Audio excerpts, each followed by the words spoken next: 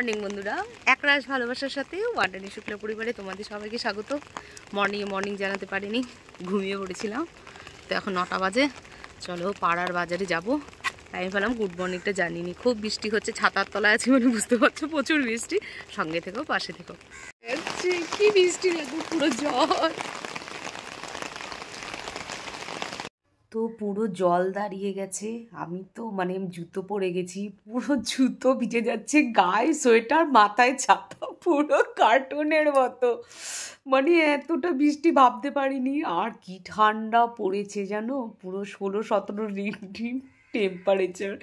তো পুরো রাস্তাটাই জলে ভিজে গেছে। আমাদেরটা একটু উঁচু বলে এই জায়গাটাতে জল নেই। এবার বাড়ি ফিরে আসছি, দেখেছো কিভাবে নিস্তব্ধ হয়ে গেছে, সমস্ত জায়গায় জল জমে জমে, মানে মাথা খারাপ রীতিমতো। কি করব, কিছু করার নেই। জুতোটা তো ভিজেই গেছে, প্যান্ট ভিজে গেছে, মানে ছাতাতেও মানছে না এতটা বৃষ্টি।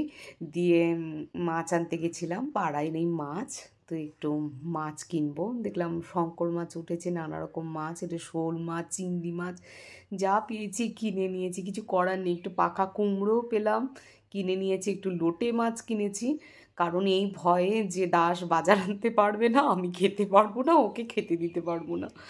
কি দারুণ দেখো, বকগুলো উড়ে যাচ্ছে, এত ভালো লাগছে না। চলো বাড়ি এসে গেছি, এবার জামা কাপড়গুলো ঠিক করা। কিভাবে আমার ব্যাগ ভিজে গেছে, এমন ঝড় বৃষ্টি যা চিন্তার বাইরে। বাজার থেকে ঘরে চলে এসেছি, এই যে নিয়ে এসেছি চিংড়ি মাছ ওলকচু দিয়ে খাওয়ার জন্য, আর নিয়ে এসেছি লটিয়া মাছ, খুব ফেভারিট, খুব। আর লটিয়া মাছ জানো হেলথের জন্য খুব ভালো, সবাই খেতে পারো, আর যারা পারো আর কি। আর এই মাংসটা এনেছি চিলি চিকেনের কাটিয়ে, আর এটা করব কষা, আর এটা এনেছি শোল মাছ। তো আর একটু ভালো কুমড়ো পেয়েছি, যেটা লাল লাল কুমড়ো এনেছি। তো চলো রান্না করি। আজ একটা খুব খুশির দিন, রিনুর বার্থডে। যখন আমার শরীর খারাপ ছিল না, এই মেয়েটা জানো তো এসে আমার পপার বাড়িতে বাইরে থেকে হাউতাস না করে প্রপারলি আমার বাড়িতে আসতো। এসে বলতো শুক্লা দাঁড়া, ডাক্তার ওষুধ দিয়েছে, খা, কি হবে না হবে। মানে ও এত বিজি, একটা এসডিও কোর্টে কাজ করে, যাই হোক একটা প্রাইভেট হলেও দায়িত্ব অনেক মানুষের, আসতো। তো আমার ভালো কামনা করে, আমি এটাতে একদম পরিষ্কার। এখন লাইফে এসে এমন জায়গাতে একটা এক্সপিরিয়েন্স হয়েছে, সত্যি কথা, ও আমার ভালো কামনা করে। তো যাই হোক আজকে ওর বাড়িতে যাব।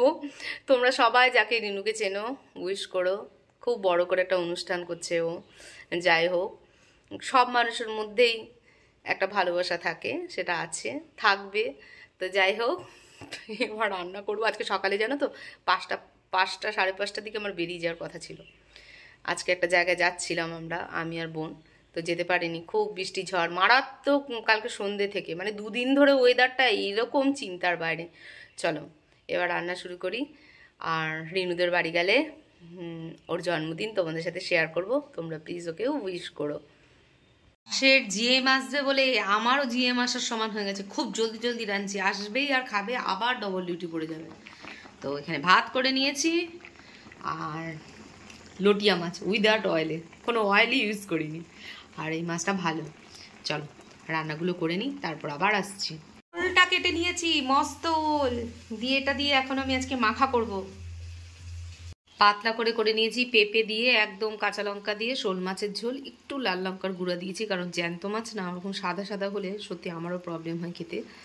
তো এটা হয়ে গেলেই তারপরে ওল সেদ্ধটা মাখবো।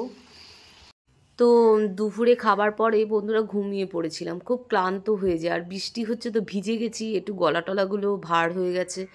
তো জগন্নাথ মন্দিরে বোন বললো তনুশ্রী ওদের বাড়িতে এসছে, তো চল জগন্নাথ মন্দিরে যাই পুজো দিতে। আমিও বললাম যে আমার না আর ঘরে ভালো লাগছে না। সত্যি বিকালেও যোগাটা বন্ধ করে দিয়েছি, সেই সকালবেলায় যাই, গেলে কখনো দাসের সাথে, না হলে টুম্পার সাথেই যাই, আর কাউকে আমার মানে ভালো লাগে না। আর কণিকা তো দিল্লি গেছে, তো আমার ব্যায়ানা মাঠে হাঁটাটাও বন্ধ হয়েছে, ও এলে আবার শুরু করব, 20 তারিখে ফিরে আসবে। ছোটো সোনা আমার কি সুন্দর পুজো দিচ্ছে দেখো, ওর বাবা মা কিন্তু খুব ভক্তি শ্রদ্ধা সহকারে পুজো পার্বণ করে। বলে না ফ্যামিলি থেকে বাচ্চা শিক্ষা হয়। আমার ছোটো সোনা কত সুন্দর পুজো দিচ্ছে, চল পিসি এটা, চল পিসি ওখানে পুজো দিই, খুব সুন্দর করে মানে পুজো দিচ্ছে। ও একটা খুব ভালো বাচ্চা, একদিন ওই সেটা প্রুভও করে দেবে দুনিয়ায়। দেখো কি মেয়ে করেছে, পুরো কালো মেঘ পুরো ছড়িয়ে গেছে। আর মানে আবহাওয়া দপ্তর দেখলাম যে কোথাও কোথাও কালবৈশাখী হবে। তো আমরা বসেছিলাম, সবাই ফটো তুলছিলাম, তনুশ্রী ফটো তুলে দিচ্ছিল, বেশ ভালোই।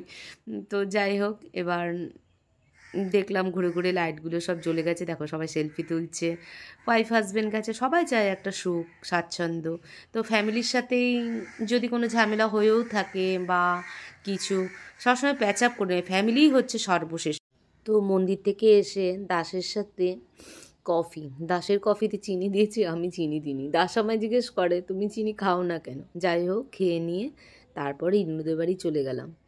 এটা হচ্ছে কাকু, যার 80 ইয়ার্স ওল্ড, রিনুর বাবা। আজকে রিনুর বাবাকে দেখে সত্যি আমার আজকে খুব মন খারাপ। আমার বাবাটা কেন নেই, এই প্রশ্ন যেন আমাকে সারা দিন তাড়া করছে। অনেক কিছু বলার ছিল বাবাকে। যাই হোক, এটা হচ্ছে রিনুর বার্থডে কেক। তো ও খুলেছে, নিজে নিজে সব অ্যারেঞ্জ করেছে, সারা দিন বাজার হাট করে অক্লান্ত পরিশ্রম করে সব ঠিক করেছে। তো যাই হোক, এই যে সবাই এসছে, সবাই এখানে চিনবে, যারা খড়গপুরে থাকো তারা সবাইকে চিনতে পারবে। বা যা এসডিও কোর্টের সাথে মানে জানাশোনা, ওকে তোমরা সবাই জানবে। এই যে সবাই হ্যাপি বার্থডের জন্য এটা কেটে দিয়েছে, মানে কাটবে বলে রেডি হয়েছে, খামটা খুলেছে, ওর বাবার সাথে ও কেক কাটছে। আমার বাবাটা তো থাকতে পারতো বলো, আমার বাবার সাথেও আমার কেক কাটার ইচ্ছা ছিল। তখন তো এগুলো ছিল না যে কেক কাটা, মা পায়েস করতো, নতুন জামা দিত, দিয়ে ভাই বোন মিলে একসাথে বসে আমরা খেতাম। সেই দিনটাও কিন্তু খুব ভালো দিন ছিল আমাদের জীবনে। আমরা ভাই বোনরা মিলে এরকম ছোটো ছোটো খুশিটাকে খুব আনন্দের সহিত অ্যাকসেপ্ট করে নিতাম। কোনো চাহিদা ছিল না। বড়দার একটু চাহিদা ছিল, কিন্তু আমাদের তিনজনের কোনো চাহিদাই কখনো ছিল না। হ্যাঁ, বোন একটু সাজতে ভালোবাসতো, যেহেতু ও নাচ শিখতো।